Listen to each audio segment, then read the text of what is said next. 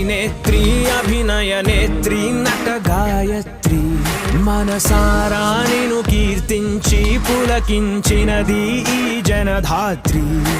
నిండుగా ఉందిలే దుర్గ దీవెనం ఉందిలే జన్మకో దైవ కారణం నువ్వుగా వెలిగే ప్రతిభాగుణం ఆ నటరాజుకు స్త్రీ రూపం